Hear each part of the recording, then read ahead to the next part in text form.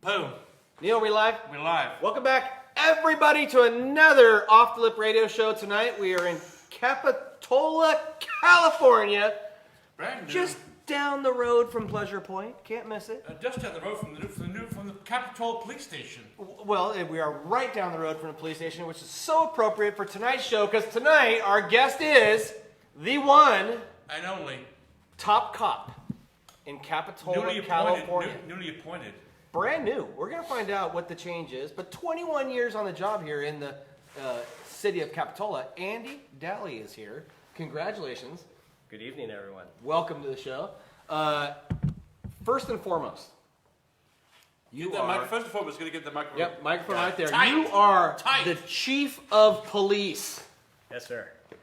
Capitola. You're young. Are you a young chief? Yeah, I'm 47 years old, so I mean... 47? You're I'm 35, right? Yeah, Neil asked me how old you were, and I go, he's 35. I mean, I've had some time on the job, so I got to age a little bit. You started when you were 15. Yeah. 21 years you've been in Capitola PD. 21 years in Capitola. Actually, I think 99, so I think I'm approaching pretty close to 22. Wow. And I started up in Butte County as a deputy sheriff from 94 to 99, then came down to Capitola in 99. So yeah, I've been in the business about 26, 27 years. Business. Well, it is a business, but also, do crazy people become chiefs? Like, a chief seems like all shit rolls uphill to the chief.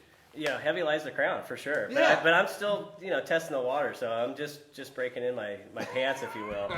So I'll let you know in a year or so if I'm still here. So. Neil, we'll do a follow-up show in a year, put it on the calendar. We're going to ask that same question. Yeah, I'm still in the honeymoon phase, so. Yeah. I just thought earlier that you always hear about police departments hiring chiefs from outside. Right. And I always thought it was because hiring from inside, there's politics of people who may not like you, who do, or so forth, within your own police force. Sure. You, being 21 years on the job, applied for this job and got it. Yeah. That seems hard. Yeah. How did that work out for you? Well, it's an interesting process for sure. So when the chief's position came open, the city announced that they were going to do a national recruitment, which at first was a little bit surprising for me, just because I was an internal candidate. But the more I really sat down and thought about it, I thought that was really the right decision for the city, and quite honestly for all of us, because it is such a big decision. And so for the city to go out and really kind of do a national search, and for me to put my name in the hat, and then to come up on top, really kind of brought validity to myself, and then also the decision for the city, because it really was a decision that was made through a bunch of panels and this whole process that was really competitive and challenging. But I was successful in it. I'm so grateful, and I'm just proud to be really part of. Is that something the state wants you to do a national search? I mean, you seem like the perfect candidate because you're local, you live here, you surf here, right. You know people here. You're like the perfect, right. Right? But what if I wasn't? Right? Well, and so that's the challenge sometimes, is that sometimes internal candidates can think that they kind of have it in the bag, if you will, right. And maybe that's not really what the community needs. Maybe that's not the direction of the police department. And so that's where oftentimes they'll bring in an outside chief if they want to change. Okay. And so luckily, I have to say that, Chief McManus was the chief before that came from San Diego, really kind of put us in a really good position for me to, and that was his goal when he came in, was to try and develop someone from within. Was he a more temporary position? Well, he was here for 5 years, okay. But his goal when he came in was to kind of bring someone up within if he thought that someone had that ability. Right, and right. He coached and mentored me through that process, and then allowed me to kind of test for it. And so, I just feel really blessed with it, and the fact that I can kind of, I started as a police officer here and then worked my way kind of through the ranks. What was your start? What was your first day at work? Yeah. Your first day at work, Capitola PD, was just a plain Jane police officer. Plain, I thought I saw you driving the community service truck around in the beginning. No, or it wasn't a truck back then. It wasn't a truck, but I came on just as a police officer. So, it was I think what brought my name a little bit out there was that we had the Hawaiian shirts, and I kind of got blasted with, because I actually was ordered to wear the Hawaiian shirt. But anyways, I got some pictures of it. It kind of went a little, It's perfect. A little viral. Maybe a little viral, but it's probably fine for down in the village. Maybe not so much if you're up on out of the village. Right. But Yeah, started as a police officer. So what were your daily? What was your daily goals back then when you first started? What was the? How long ago was that? 99. Okay, 99. What were you? You said earlier to us you're going to go out with a purpose. Right. Every time you go out, you go with a purpose. Yeah, that's so. that's a If you're motto. going to go out, what was your going out with a purpose back in 1999? 99 was really about. I was just inundated with this community. I love this community. I moved down here in October, which is the best time of year. I came from a water sports background, and so I was intrigued with surfing. I got involved in surfing. I really fell in love with surfing, and so I mean, it was just kind of getting a part of the community. I just wanted to be a part of something that was a little bit different. When I worked up north, it was a big separation. So I lived in Chico and worked in Oroville, which is not the best town. Right. But I didn't have any connection to the community. You just go down there and you work, and I didn't feel any connection there. And so I really wanted something different. So, it just happened to be that I came up through Capitola. This seemed like the right fit. I was looking for an opportunity, and so that's how it began. Yeah. Well, I just think I mentioned this to you earlier that I feel like you have such an advantage because you're the chief, but you could be, and I said this earlier, a beat cop and know everybody on the sidewalk. Right. And coming in as a community. Right. But he put himself out there, but his disadvantage was he didn't know everybody when he got here. No, but he hit social media hard. Yeah, but that's to your advantage, I'm sure. Right. And then same sentence too, I want to say, if they didn't look nationwide for a replacement for the chief and they just gave it to you, that's an inside job. Yeah. And that to me that brings up a full-on red light. Absolutely. And so by having them search around and then realize, Andy, you are our best choice. Right. So TC, I'm gonna come. You said we need to get him on a few months ago. Got to get Andy Daly on because you need to talk about. We're going to go front and center with this right now. Okay. We're not talking about crime. We're not talking about homelessness. We're not talking about that. We're talking about skateboarding. Okay. There we go. We're talking about right? Well, no, I mean, skateboarding. I'm sure you've probably heard me talk about the meetings you and I attended over there at the city chambers. Yes. Yeah. Remember for the skate park? City council? Yeah, I've been to screaming many. at each other, Yeah. and it was. I've been to a bunch. This skateboarding in Capitola has a deep history of good, the bad, and the ugly. Yeah. Well, I first want to say, and I know the current situation with the rules involving skateboarding in the village aren't your doing, but what is your doing is you embrace the skateboard community. Yeah. And you and I personally have worked together on a skateboard contest. Absolutely. Here in the city of Capitola, and so congratulations and thank you for that, because there has been in the past a sort of rough relationship between skateboarding and the city of Capitola, and unfortunately we had an accident that created this new rule that we can't skateboard in the village. Right. Which I hope someday there can be some sort of amicable solution to that. That wasn't your doing. Right. I bitch about it sometimes. And I know Neil really wants me to fire up and talk about it. Right. I could throw you under the But bus. but I do know that it's not your decision that happened. Right. And I always laugh when I tell Neil this, that you But you're can't right. ride a skateboard, but you can rollerblade and you can ride a scooter and you can have a double wide stroller. And and there's all these other. A one wheel can go down the sidewalk. But you said no, that's not true. Right. So. But the sign only has a skateboard on it. Right. And we agreed to disagree on that. Right. Yeah. But yeah. Technically, it's all roll type. So, skateboards, inline, roller skates, stuff like that, all wheel based, are technically not allowed from. It's kind of like the truss. The rim. It's like the rim. Yeah. And yeah, the signage is at the either ends, and it's no skateboarding. But then again, you got to find that balance of how much is too much signage? Every time I walk down to a beach, it's like the no fun sign. It's like you can actually sit on the beach. That's about it. You can't do anything else. And so you've got to find that balance of No guns, no fire. and whether or not even one pays attention to the signs, because I see people flying by signs and doing whatever. So it's an attempt to kind of put that public notification out there. I want to say in the same breath, it seems that things are a little more relaxed.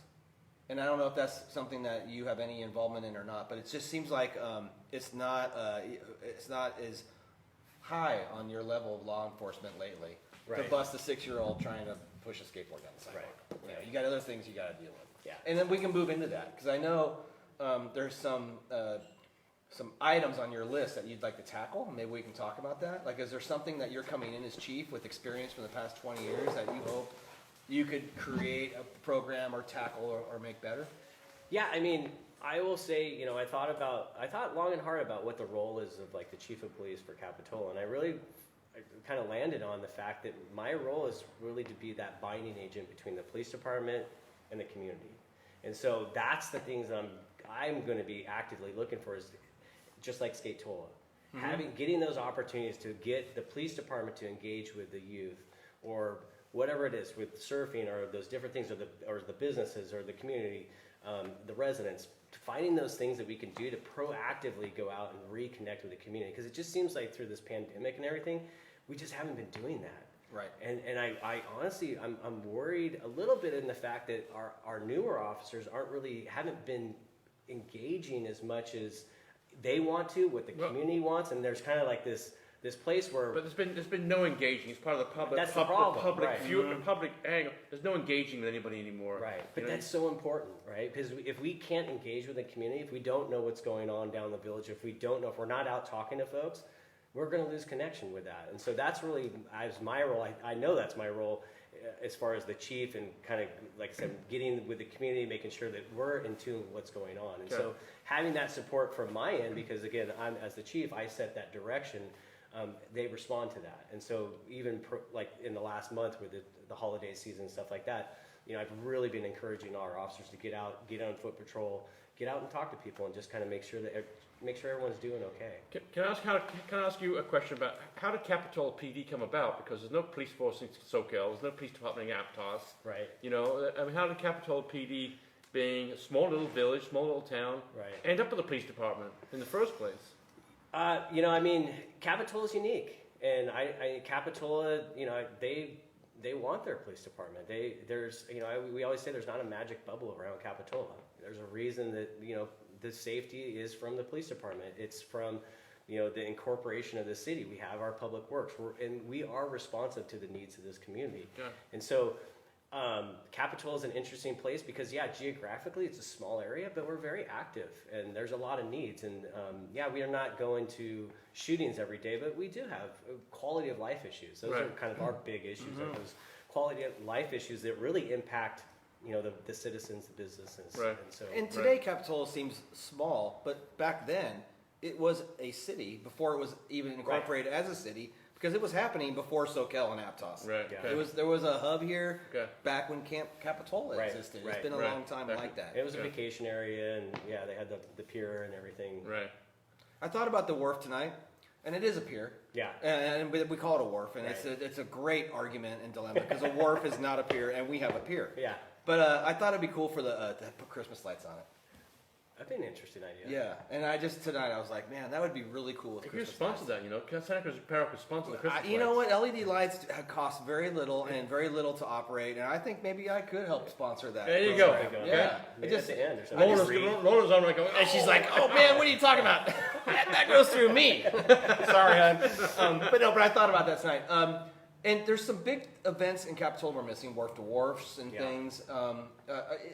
As a budget currently right now, are you cool? And as a police force, are you okay? Do you have staffing issues? Right. So we're still coming out of, from the pandemic, we cut some positions. We were able to get a sergeant's position back.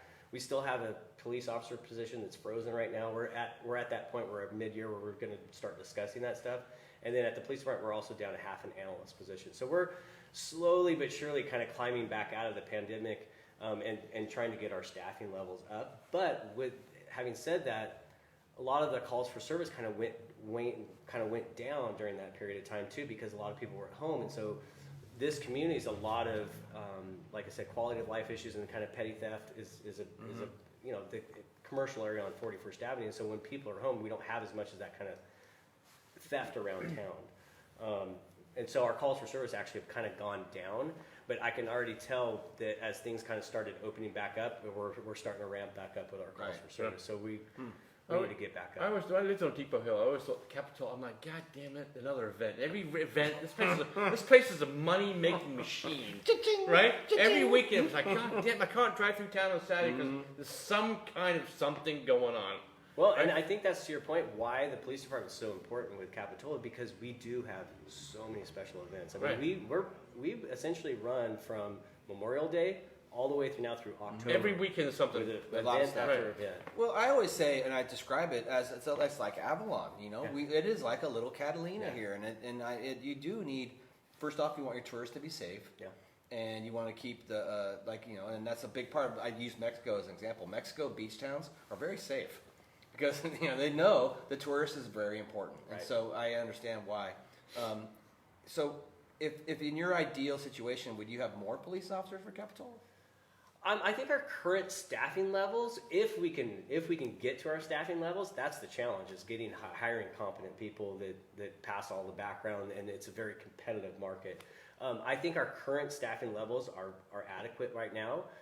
The mall, if the mall gets redeveloped or something like that, I don't know what that would look like. I mean, If you want to be a police officer, you want a police officer in Capitola, California. That's right? it. Right? It's Right? actually- that's what I decided. I mean, this is my beat. So, Right. when I walked in, I'm like, this is my beat. So yeah. And do Right. you ever show up at work and like salt water comes out of your nose and stuff, and you're like, hey, where have you been? Yeah, of course. Actually. I mean, that's one of the things. I mean, that's the beauty of sometimes the shift work is you could go surf in the morning and you're running right into work and there you go. And the police station is a block from the surf spot. Yeah. Absolutely. And you can park wherever you want. That's amazing. I want to talk to you about the new police vehicles because you don't run the Interceptors anymore, the big the Ford, Right. one of those things, those big giant ones. You guys now you have these Ford SUVs. Right. Are they fun? They're a little bit different. They're a little bit more upright as far as the officers getting in and out.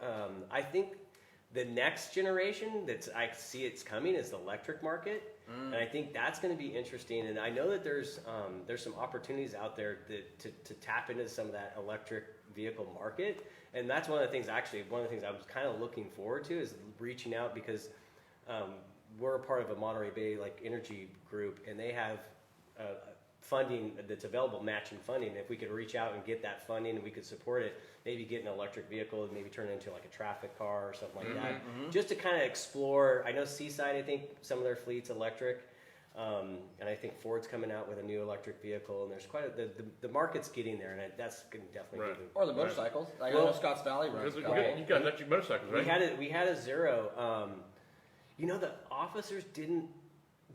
The seat was really uncomfortable with that, just riding all day long with the Zero. But when I rode the Zero, that was an amazing motorcycle. The torque of it, Right. it was really So cool. you got to get a big old Harley seat on that thing. Yeah, you need a nice comfy seat to ride around, at least if you're going to do it full time. Yeah, The yeah. officers really like the bigger platform bikes when you get on the freeway. Yeah. If you don't have a full fairing, that's a little bit more difficult. Yeah. But, yeah. Have you guys outgrown the police department? It seems like it's been in the same building forever. Yeah.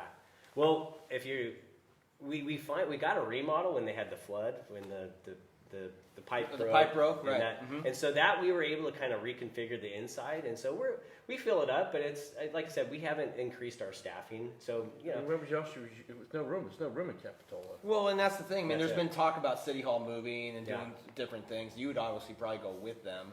yeah. And I don't know where that would be because it is a small town. Right, small town. I've there's been a couple of sites that that they've kind of explored, but Knob nothing Hill. that's That's like- really the Red Tree property. I mean, there's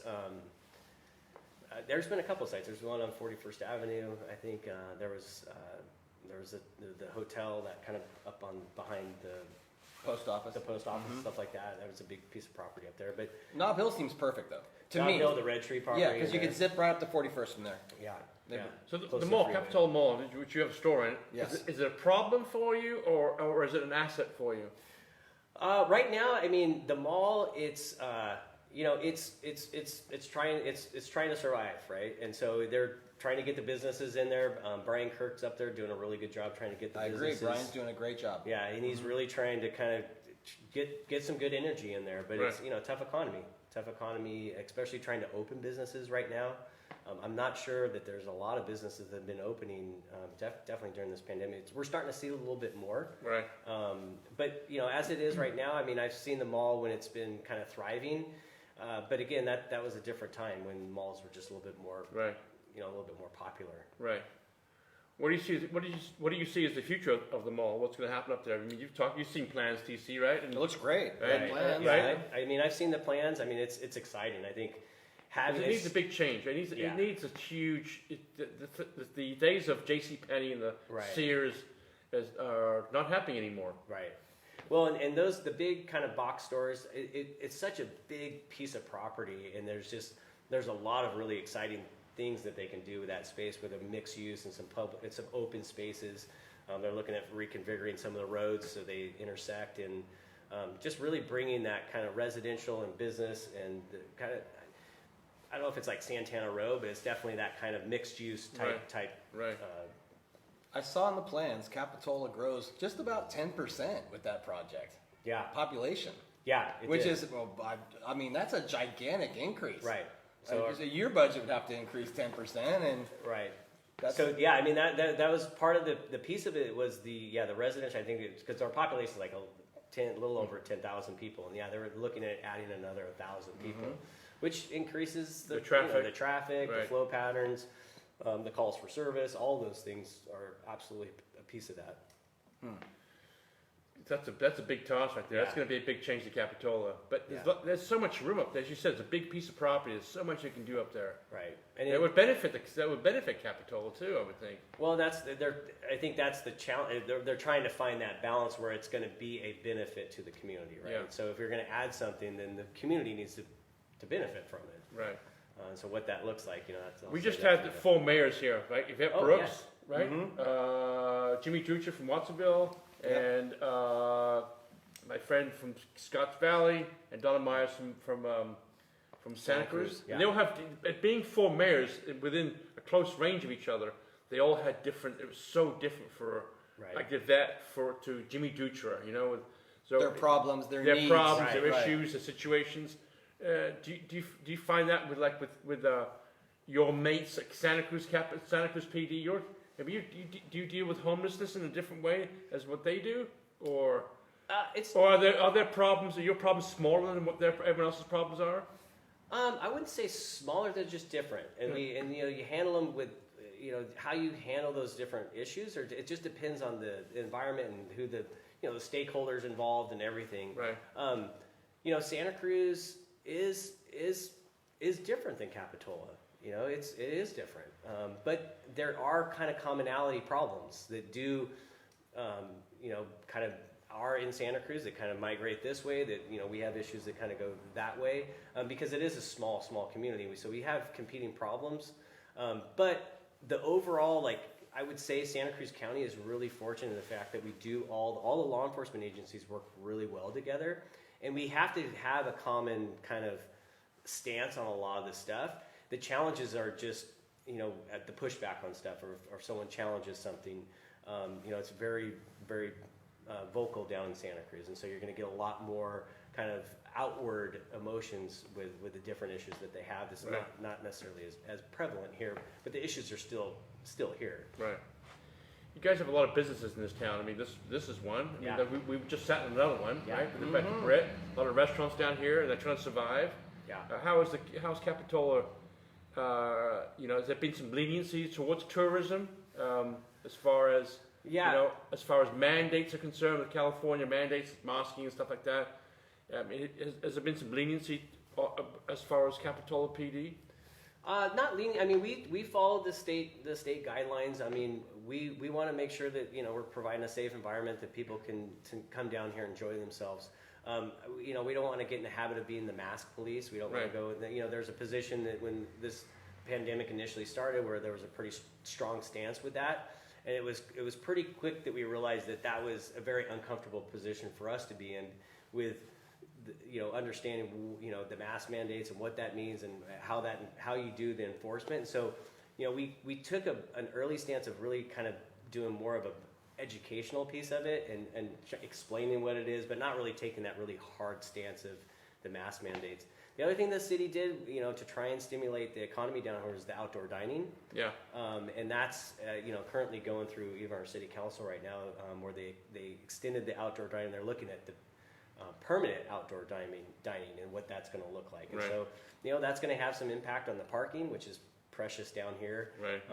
And that's a, parking's a huge That's thing. a whole. I mean, I feel as being I live a few blocks away, and now being a business owner, there's a bit of a disconnect between parking enforcement and the public here, to the where sometimes I feel it's like a contest or a game, or they fight each other a little bit. It's I think Capitola has a reputation of being a very strict parking enforcement community, and I don't know if that's good or bad because it's an interesting sort of dynamic down It's here. a money maker. Well, is it a moneymaker though, Andy? I mean, that's something that I don't know if you really know the budget that deep. I do. but- Yeah, I mean, the parking, as far as the parking program, there is a significant revenue source. I mean, the whole parking program between the citations and the collections and everything is about $1 million. Wow. And so, you know, our PD operating budget is about $7 million, and so that's a massive chunk of our budget just in the parking enforcement. Yeah. But, you know, depending on the year, I mean, you know, they write between 6 to 7 to, you know, sometimes 8,000 citations a year. Oh no, it's parking they're citations. like snipers. Yeah, they're literally parking spot snipers. Yeah. You're like 1 minute, ding. Yeah. You're like, what the hell? Yeah. And there's a definitely a balance there because parking is such a premium here. Yeah. And you know, it's $1.50 an hour or something to park literally at the beach. Yeah. Yeah. And then we have where they generate a lot of the tickets is that you're supposed to move every 3 hours. Yeah. And so people, you know, we'll have people that come down and just say, "What's the ticket?" That's $40. Perfect. Put it on my card. Yeah. Right. Because you know, you go to San Francisco, it's $10 an hour. You put Right. a Right. credit Right. card in Give me there. the $40 ticket. No, I just booked a hotel. My parking's $53 a Just night. in the park. Yeah, park at yeah, your own. $53 Yeah. to park my car. 40 bucks. Get Get out my car. Do they wash it for that Right, much money? right. Like what the heck? It's insane. But no, so I'm glad to hear that it is revenue because I've talked to some friends who think they know what's going on, and they always say, well, with pensions and everything else down the road, it's kind of a little bit of a lost leader, and maybe we could change the philosophy of how parking exists in this village to make it be more, you know, community. And that's not my job. Right, and I don't right. know, but I just know that there seems to be, you know, the public versus like the parking Right. enforcement down here. So.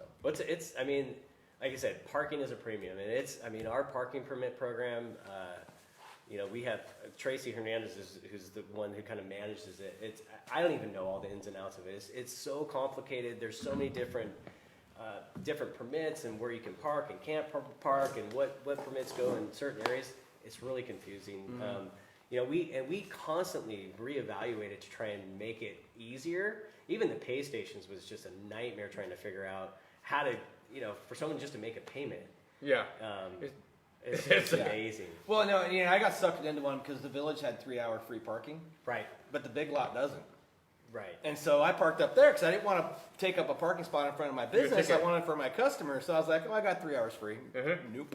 Out of that parking lot. That's 50 cents an hour, but the ticket's the same. Oh, yeah, I got it. Yeah, I was like, curses that parking department. Read the sign, dipshit. I know. Well, I just thought about it. Well, 3 You hours could have free. skateboarded. You should have parked copy. Did you skateboard down? I don't break the law. I'm honest. Your best part about your job is? Best part of my job right now Yeah. is I feel just really blessed to just be a part of this community. I mean, I really do. And I really feel that when I got appointed and just the outreach that I got and the support was just reassuring to me. And so right now, I definitely am in that honeymoon phase, right? Yeah. So I'm just really looking forward to, I was able to kind of get my command staff assigned. So I promoted a captain and Sarah? Yes, Yeah. Captain Ryan. So Sarah Ryan, if you know her. I know you do. Yep. So promoted her and then got to sit down with all the sergeants and got their ancillary duties kind of hammered out. And so now we're at a place where that's the advantage of someone that's internal is I can kind of hit the ground running. Because Right. I already know, you know, what's going on in the community and those things. And so I can make those little adjustments as I moved up, kind of, you know, see how I want to, you know, kind of establish my team and then move forward. So Yeah. that's, Who was most proud that you got appointed captain? Was your dad? I saw a photo of your dad and you. You know what's interesting? My dad almost didn't really realize what it was, and then he started getting like phone calls from his friends. He's like, "Wow, congratulations!" He's like, You see the press yeah, release? yeah. He's like, I think without a doubt, I think my wife because she's always had faith in me. And it's been a journey, you know. Right. Every life's a journey, right? There's the ups and downs, and there's been challenges throughout the way, and there's going to be challenges. And so she's really kind of stood by me. So I think she's definitely been the rock for me, for Yeah. sure. Okay. is she your phone a friend, or do you have like maybe a work phone a friend? And I know you're even phoning your wife. Right. The so-called shit hits the fan. Yeah. Do you well, have she gets all the shit talking, right? Oh, sorry. but when you go home and Right. and she probably takes it. She's my I can off gas to her, and and then really finding those kind of peers amongst. And I know you've had like Aaron Ching on the show, so he's kind of been someone I could reach out to. I reach out to other this is other guys that know your position. Right. And we're in a unique time now because Santa Cruz Mills just left, and so Bernie's stepping in, and I know Bernie. His brother was chief. Right. So Rudy and I still meet with Rudy all the time. So that's I still have that network of folks that are out there. And then exciting for Watsonville because Jorge Zamora, who's an internal candidate, is going to be the chief. Mm-hmm. And so it's interesting because Santa Cruz County has kind of had this transition of now all internal chiefs, where we had a lot of external chiefs, and so it's kind of back on the not the local boys, but the internal guys to say, okay, now it's our time to step up and show that we have what it takes to kind of push yourself forward. Right. It's so great to honestly to see that as a community member, to see our police have faith in locals to run the department and not have to go out and get these like hot shots that only last a couple of years. Right. Not that I don't know offense against Andy Mills, but he wanted to be with his grandkids, and I get that. But everybody wants to move on. Yeah. Is that going to happen to you now, Chief? Is the grass greener somewhere No. else? No, grass is greener when you water. Malibu or something? No. I'm happy. Let's go where the waves are at. Yeah. Yeah. If the water was warm, I don't think everyone would be here. No, I love Santa Cruz. I don't think you're going anywhere. Yeah. For a while. No, this is look at this is my beat. So No, for sure. And in the same breath, I want to say I've seen a little uptick in homelessness in Capitola. As your department and maybe the city, are we preparing for the changes in that right now? Yeah, absolutely. We take a very proactive approach towards and it's homeless, the unhoused, the folks that there's a lot of mental health out there. There's a lot of drug addiction. It's a tough topic, and so we have to be in tune with what's going on because it does. Capitola doesn't have like a Skid Row, but we do. If we're not out, if we're not present, it can stuff like that can kind of happen. And there's kind of some areas that are kind of dead zones that they'll sometimes folks will take over, and then before too long, they're there. They kind of root in and then and you start getting some of that. Like the health issues and that trash stuff, and trash and all the littering and stuff like that. And so, where the law was a little bit touchy as far as like the camping rules, as far as like sleeping and stuff like that, you can't deprive someone of a right of sleep. But there's still a bunch of other things that they can't discharge their toilets, they can't litter, they can't run generators, all those different things. There's other stuff that we have, and then the biggest thing is that we have to have a good relationship with like our public works department and the Caltrans and stuff like that. So when there is the big, if it's an encampment or something, it's just getting all the rubbish and stuff out of those areas and kind of getting those places back. And it all ends up in the creek if we don't. And then trying to get in there and doing some environmental designs to kind of make it less toughest limbing up the trees, that kind of stuff. The toughest part of your job is. I would say the personnel HR stuff, because it's making sure that you're following all those rules and stuff like that. They just kind of keep you in line, and so it's not the toughest. It's just not the most funnest part of the job. A lot of state guidelines to run a police department. I would imagine there would be. Yeah, I mean it's regulated. There's a lot of audits that go on, and so as you take over command. We're in that process so I have to go through and we'll audit our entire evidence department to see, because I'm going to be taking over I've taken over, and so I have to sign off on everything that's there is in my command. So it's that transition of kind of power and stuff. Yeah. Well, I was impressed because I had some stuff in that evidence because you shut down. Yeah. You shut down evidence for a while. Well, we had a shoplifter that got caught, and he had a car full of stuff, and some was ours, and it landed up in your evidence. Yeah. And then during COVID, they shut it down, I guess, for a little while. But I got a call, and they're like, hey, like a year later, I was like, come down and get your stuff. Yeah. And I was like, all right. Thank you. Yeah. I ended up donating it, but but it was cool. And so it was run perfect, So Good. thank you for that. Yeah. And it seems right now there's so much liability of being a police officer. Yeah. Is that Right. is there a nervousness amongst the ranks right now? What's going on legally to be a police officer and what you could be liable for? Approaching a car in a traffic stop must be Yeah. different than it used to be. Well, it is, and it's when you talk about maybe the biggest challenge right now is probably coming back to finding people that want to do this job. Yeah. Mm-hmm. That's what Andy Mills said. Yeah, it's because the pool. Well, first off, because of this area and it's the cost of living and everything, it's really hard to find someone that can afford to live here. Right. And so you have to find those people that want to be here.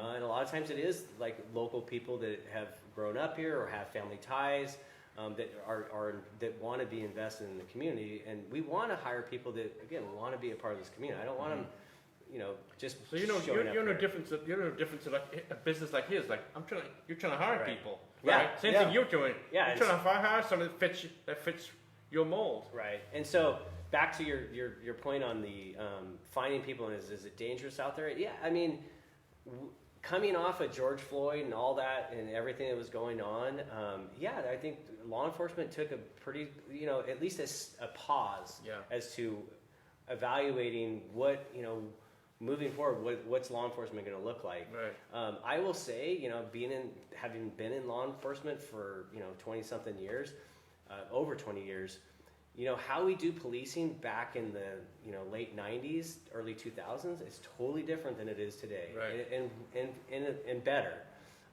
We need to be more precise. We can't just go out and it can't be this big. Net approach towards law enforcement. We need to be specific about stuff, and we need to, get out there and work towards like looking for those kind of root causes and those different things, like getting to the core of stuff, and not just going out and arresting a bunch of addicts. We're not going to arrest our way Right. out of a lot of these like social problems. Right. That's No. not going to fix it. No. It's not going to fix And it. and the thing too, we talked about this a little bit earlier. There has to be more help. Yeah. To make it happen. It's similar to what we talked about in the past. It takes money, Yep. and currently that funding's not there. So the problem's going to get bad until, as a whole community and nation, Right. we step up and say demand a change. Right. Because this is not the money's not Right. there. And that's the big, when you talk about like with the police and stuff, it's the police do, whatever, they make that arrest. It's like, but what happens to that person when if they go to, are they putting up a treatment program, or is it, we're missing that piece of, they did something, they're held accountable for it. It's okay, prison or whatever, jail is not the place for them. But where's that kind of? I mean, how many times you take someone to jail from Capitola? You take people from here to Santa Cruz, the sheriff's office, right? To downtown jail. Yeah. How often do you see them back in town the next day? Oh. Before, sometimes they're back before you Same even, day. Yeah, before you even come back. And back in the And car. you're down for like, everyone. what? Well, and with COVID, quite honestly, worried about booking prisoners with COVID. There was kind of unless it was a pretty violent felony, we weren't taking people down to jail because of just that overexposure and then the risk and all those different things, and it's kind of compounded the problem. Right. Which kind of goes back to police being a little bit more kind of hands off or It's more like a disengage, and it happens naturally, right? Because when there's a lot of national politics with policing and stuff like that, police look at that and they don't want to put themselves out there to get in trouble or anything, and so they evaluate it. Mm-hmm. And so that's where I think we have to really kind of take that take a good step forward and re-engage with our community and get back out there. Well, it must be so frustrating because I know for me, when Santa Cruz Mugshots was online, that was an amazing website because it was like a yearbook, It's your That friend. guy again? But that guy again thing was, some people have like 50 mugshots in a month and stuff, and it must be so frustrating to be in law enforcement and deal with the same knuckleheads that take up so much of your resources. Right. You know, and I know Santa Cruz has a problem with that for sure. Is it a problem here for you? You know, they take up the resources. I wish that, the one thing that we had, there was the sobering center. I thought that was really good. The jail had the sobering center, and so when instead of people going to jail for like drunk in public or DUI or whatever, they had this sobering center, and you would take them in there, and they were they were in custody, but they were sobering up, and they weren't in a drunk tank. And then they would sit down and explain, like, this is how, you know, DUI, and they would start the treatment part, like looking at alcoholism and drug abuse and stuff like that. And so that was really good. Positive, and it went away. Yeah. The funding got taken away, and it was just like, that was the right direction. Yeah. And then it got taken away. So, That's almost like preventative yeah, exactly. work, you know, to like try to get it, maybe nip it young, give them some resources, maybe, Explain stuff to them. Frustrating. Very frustrating. Huh. What is Capitola PD discount in the Santa Cruz apparel? Oh, well, no, there's a cheap discount. Is there I know they can't accept anything. It didn't help with my parking ticket, is that what you're saying? I tried to come in and get one of the first shirts, though. I think second or third person. No, thanks for that. You actually came in the shop first day. Did you And give him up? I bragged. Did you hook him that. up? I hooked him. Yeah, good. But I did brag about that Yeah. because I was stoked, and that's your connection with the community that we're talking about. Yep. You know, a business opened up down here, and the first day the chief comes in. Yep. It made me proud. And when you do stuff like that, it makes a difference. And that's a Chief Andy Mills thing. He would walk down Pacific Avenue and give people knuckles, you know, Yeah. and I feel like that's really You get in a important. fight with people too. Are you on social media? I have Facebook. Yeah. Okay. Yeah. So, and then are you doing chief stuff on there? Or is Well, there okay, so that's the one thing that we're, as a police department, our police department Facebook, Instagram is Terrible. pathetic. Yeah. That was one of the things. Like we already talked about it. We're starting to get our content. So we're figuring. We sat down. We're gonna bump up our social media presence big time, and it's gonna be a good thing. Good, Yeah. and I love that. And what I love about it is there's community heroes that should be recognized on there. The big bus, you know, but your community constituents here, they want to see the fentanyl off the street. Yeah. And brag about that when you get somebody like that. And I love people who do that. You know, the sheriff does that here really well, I feel. They so do. I look forward to Capitola and doing that more. Absolutely. You mean well, put it on the calendar 1 year from now. We're going to find out how the honeymoon goes. Yeah. He's still on the honeymoon right now, Neil. That Facebook page still has us on it. Yeah. It's old. It's really old. It's old. We're gonna get there. Well, you know, social media is everything, and I feel like that's one of the best ways to connect with the community. And you can get information out and public service announcements if there's a problem, you know, maybe an emergency or there's a gas leak or something. You can help get the word out that way too. I wanted to touch base on Capitola again and just hammer home to the audience that before you were chief and you were just working for the PD, you wanted to do a skateboard contest. Yeah.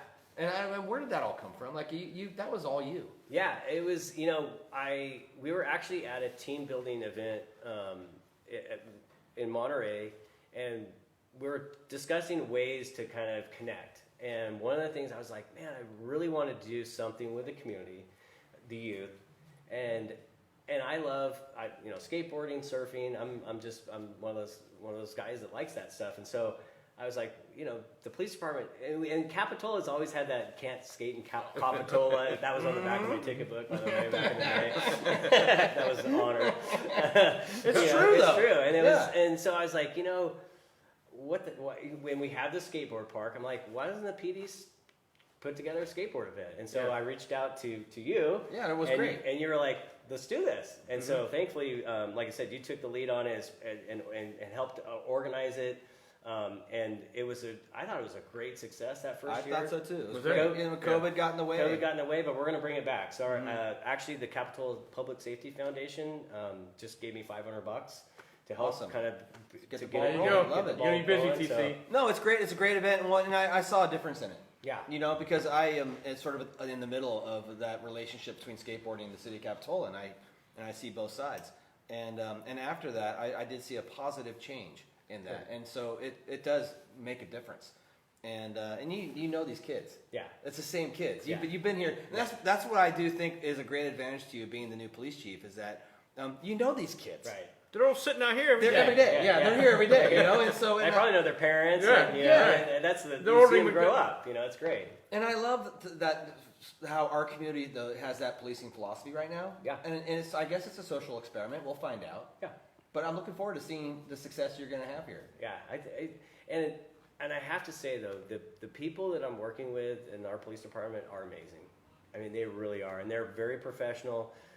You know, we have a bunch of young folks that are coming out, and it's awesome. And like I said, they want to get out, they want to be a part of the community. Right. Good. Now it's kind of like, let's just do it. Yeah. It's time. Yeah. Thanks, Chief. Yeah, that's cool. Thanks for coming on the show. Yeah. Absolutely. And congratulations. Yeah, congratulations. You know, because I know there's a lot of talented people in this country that could lead a police force. Yeah. And to land the job means that you obviously were qualified. Your experience here in town, I think, is a huge Perfect advantage. match. Yeah. So I really think that the town is going to be better with you in Yeah, command. absolutely. Yeah. So. If you want to come back on the show and talk about something else, you know. You can come anytime. All Well, right. we're going to talk about it. We're going to put it on the Yeah, books for yeah, 1 put it year anyway, yeah. because currently we're in the honeymoon right now. Yeah. So I'm still, yeah. Let's see what goes south. I don't even have wrinkles in my uniform yet. Let's see what goes south. And then hopefully this summer we'll do Skate Tola again. Absolutely. We'll do another contest and make a great time at the skate park. Again, congratulations, welcome. Appreciate it. Yeah. Neil, what do we got next on our future show? David Garaducci, Okay. who's the Santa Cruz County Health Officer, who's the second in command for Gail Newell. Gail who's Newell, not of course, feeling who's a friend of the show. Not well right now, so we wish her love. And she's coming on next week. And then we're going to have here next Friday, Jake Nielsen? Nielsen's going to be playing here next Friday. Wow. It's going to be rocking. One of the best guitar players on the planet, everybody. Absolutely. So be sure to tune into that. Yeah, We should next say a big next Tuesday, next Friday. Next Tuesday, David's Friday. next Tuesday. Next Friday is going to be Jake Nielsen. Yeah. T Fox, Santa Cruz Waves. Thanks for letting us be on your Facebook page. Thank you everybody for tuning in. Neil, great show. Yep. Andy Daly, new chief, Capitola, Thank you, right sir. here in the beautiful, Thanks, Chief. beautiful part of California. Everybody, hope you have a great night. Thank you for tuning in.